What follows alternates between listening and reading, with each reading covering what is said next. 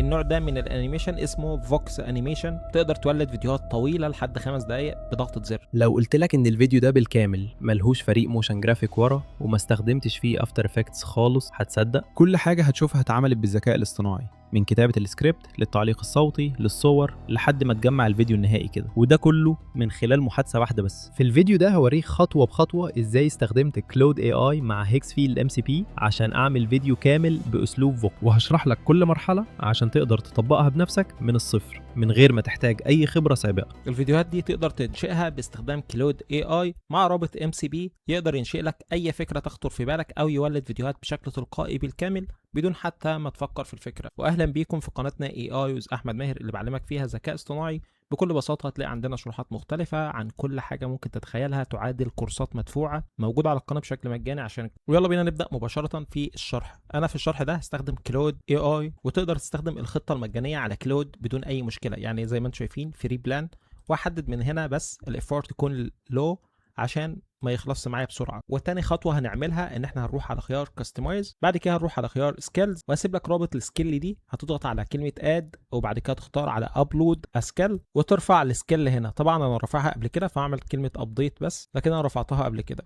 تاني خطوه معانا وهي خطوه الكونكتورز، هنروح على خطوه كونكتورز هنا، بعد كده نضغط على زر اد ونختار على اد كاستم كونكتور. بعد كده هنضيف هنا الام سي بي الخاص بهيكسفيلد، والام سي بي هو عباره عن ربط سيرفرات كلود بسيرفرات شركه هيكسفيلد عشان يستخدم المزايا بتاعتها. فكل اللي عليك هتنتقل للرابط برضو اللي هسيبه لك في وصف الفيديو وتحدد هنا كلود، بعد كده ناخد الرابط ده وهو رابط الام سي بي. وطبعا تقدر تربط الام سي بي بهيكسفيلد وتاخد 3 ايام فري بشكل مجاني، وتقدر تلغي الخطه قبل ال3 ايام ما يخلصوا لو الخطه مش عاجباك. فناخد رابط الام سي بي ده ونضيفه هنا، بعد كده نقدر نسميه باسم هيكسفيلد ام سي بي بالشكل ده. بعد كده تضغط على زر اد ومباشره اضافه عندك كده هيحتاج نعمل على كونكت، هنضغط على زر كونكت هيحولنا للواجهه دي واللي هيطلب فيها كلود الوصول لحسابي على هيكسفيلد. اضغط على الاو مباشره كده ربط معايا في هيكسفيلد، اقدر احدد الحاجات اللي انا عايزه يوصل لها من هنا او امنعه من حاجات معينه بالشكل ده، وممكن نسيبها على الوضع الافتراضي ونقفل الخيار ده تاني. بذكركم ان انا بستخدم الفري بلان عادي في كلود،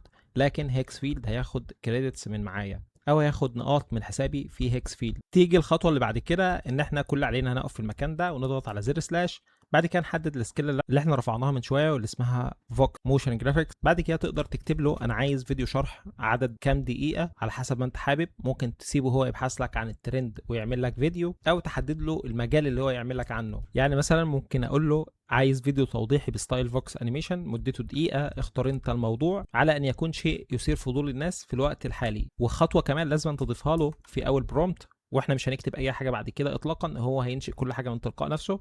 هقول له عشان اللغه تكون عربيه استخدم 11 v3 بدل من نموذج سيد اوديو. وكمان هحدد له الخطوه الاخيره ان ابعاد الفيديو تكون 16:9 او 9:16 على حسب ما انا حابب. ممكن احدد له كمان المجال او ممكن اسيبه كده وبعد كده اعمل ارسال. كل اللي عليا دلوقتي هو الانتظار لحد ما كلود يبدا يتصفح السكيل، كمان هيبدا يدور على الحاجه المناسبه ويشوف الترندات، وبدا يبحث في الويب زي ما انتم شايفين ويزور مواقع. ولو انا عندي موضوع معين او سكريبت معين ممكن اعطيه له مباشره وهو هيبدا ينشئ فيه الفيديو بشكل مباشر. بعد كده طلب مني الوصول الى هيكسفيلد عشان ينشئ ملف صوتي، فنضغط له على allow once، او لو انت عايزه يستخدمه بشكل مباشر اديله allow بشكل مباشر في كل وقت. طبعا دي كلها اصوات تقدر تسمعها. Hi, Hello, I'm Brooks. تقدر تحدد الصوت اللي Luxury انت شايفه isn't مناسب او ممكن تسيبه هو يختار الصوت من تلقاء نفسه. هنا قال لي الموضوع هيكون لماذا حظرت الصين الحب الرقمي مع الذكاء الاصطناعي، وبيقول ان ده خبر ساخن الاسبوع ده، حظر صيني في 15 يوليو على العلاقات الرومانسيه مع شات بوت الذكاء الاصطناعي. المده هتكون دقيقه 6 مقاطع في 10 ثواني، الاسلوب هيكون فوك ميكسد ميديا، والابعاد 16:9 والسرد باللغه العربيه. ممكن انا هنا اقول له انا عايز السرد بالعاميه المصريه او عايز السرد بنمط معين عشان يشتغل. وهنا طلب يولد اول فيديو، هضغط له على allow عشان يولد الصوره الاولى عشان هيستخدمها بعد كده في اسلوب تصميم الفيديوهات. وبدا مباشره يولد اول فيديو وتاني فيديو وتالت فيديو ورابع فيديو وخامس فيديو كمان من تلقاء نفسه، عشان انا طبعا اديت له موافقه مسبقه ان هو يشتغل بشكل آلي. وهو على فكره هيولد كل مقطع من تلقاء نفسه، يعني المقطع الواحد 10 ثواني زي ما انتم شايفين، وكمان هيولد المقطع الصوتي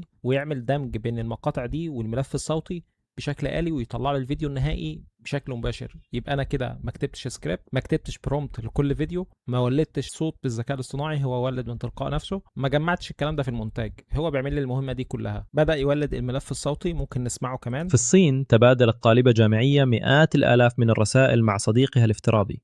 ودي المقاطع اللي هو ولدها وهيستخدمها ويدمجها مع بعضها. وفي خلال لحظات كان الفيديو النهائي ظاهر عندي لمدة دقيقة، نقدر نشغله ونسمعه مع بعض. في الصين تبادلت طالبة جامعية مئات الآلاف من الرسائل مع صديقها الافتراضي. بالنسبة لها لم يكن تطبيقا، بل كان الحب الحقيقي الوحيد في حياتها. في 15 من يوليو استيقظ ملايين المستخدمين ليجدوا رفقائهم الرقميين قد اختفوا فجأة بأمر من الحكومة نفسها بلا سابق إنذار. القوانين الجديدة تمنع الذكاء الاصطناعي من إثارة التعلق العاطفي أو محاكاة الحب، وبتحظر أي علاقة عاطفية افتراضية على القاصرين تماما. بدلا من تعديل تطبيقاتها، اختارت شركات عملاقة مثل بايت دانس وعلي بابا إغلاق ميزة الرفقاء الافتراضيين بالكامل دفعة واحدة. السبب المعلن هو مكافحة الإدمان العاطفي، لكن السبب الحقيقي أعمق. معدلات الزواج والإنجاب في الصين تنهار عاما بعد عام، لكن الخبراء يقولون إن الشباب لا يهربون من الحب، بل من أسعار المنازل الخيالية.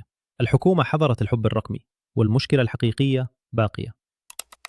ايه رأيكم في الفيديو؟ انا شايف ان هو ممتاز جدا ومفيش فيه اي غلطة، والتعبيرات بتاعته ماشية واي حد ممكن يتفرج عليه. تقدر تعمل فيديوهات دي للمنتج بتاعك او لشرح او لاعلان او تعريف بالشركة بتاعتك على حسب النص اللي انت هتعطيه لكلود، او تستخدم فيديوهات زي دي عشان تعمل الفيديوهات بتاعتك على يوتيوب. تقدر تولد فيديوهات لحد 5 أو 10 دقائق زي ما انت حابب، لكن ده طبعا هيستهلك منك كريدت في هيكس فيل. نفس الفيديو ده انا طلبت منه ان هو يحوله لي الى عامية مصرية، ودي كانت النتيجة برضو. خليكم تشوفوه. في الصين بنت جامعية بعتت مع صاحبها الافتراضي 100,000 رسالة. بالنسبة لها ده ما كانش ابليكيشن، ده كان الحب الحقيقي الوحيد في حياتها. في 15 يوليو ملايين المستخدمين صحيوا ولقوا رفقاهم الرقمية اختفت فجأة بأمر من الحكومة نفسها من غير أي إنذار قبلها. القوانين الجديدة بتمنع الذكاء الاصطناعي إنه يثير أي تعلق عاطفي أو يقلد الحب، وبتحرم أي علاقة عاطفية وهمية على القاصرين خالص. بدل ما يعدلوا الابليكيشن، شركات كبيرة زي بايت دانس وعلي بابا كفلوا خاصية الرفقاء الافتراضيين بالكامل مرة واحدة. السبب المعلن هو محاربة الإدمان العاطفي،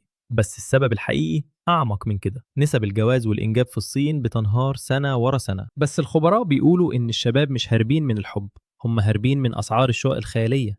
الحكومة حظرت الحب الرقمي، والمشكلة الحقيقية لسه موجودة. وبضغطة زر ممكن تضغط على زر داونلود هنا، هتلاقيه اتحمل معاك، هيفتح لك في رابط تاني. في الصين تضغط بعد بنت كده جامعية داونلود، هتلاقيه اتحمل معاك. وفي النهاية دي كانت الطريقة الأسهل إن أنت تعمل فيديوهات بستايل فوكس أنيميشن. وطبعا أنت شفتوا مقدمة الفيديو كانت معمولة بنفس الطريقة. تقدروا تولدوا أي فيديوهات تخطر في بالك لأي حاجة برضو أنت حاببها، وكل ده باستخدام كلود AI واستخدام الام سي بي الخاص بهيكس فيلد. هيكس فيلد دي بتدي تقريبا أول 3 أيام عن طريق الام سي بي بشكل مجاني، لكن لازم تعمل إن أنت اشتركت في خطة، وتقدر تلغيها بعد كده في خلال ال3 أيام دول، او تكمل الاشتراك بتاعك. لو حابب تشوف الطريقة شوف الفيديو ده وهتفهم ازاي تستخدمه. وفي النهاية كان معاكم احمد من قناة AI وز احمد ماهر. لو حابب تشوف فيديوهات اكتر عن الذكاء الاصطناعي وحاجات تانية هتفيدك، تأكد انك مشترك في قناتنا. وسلام.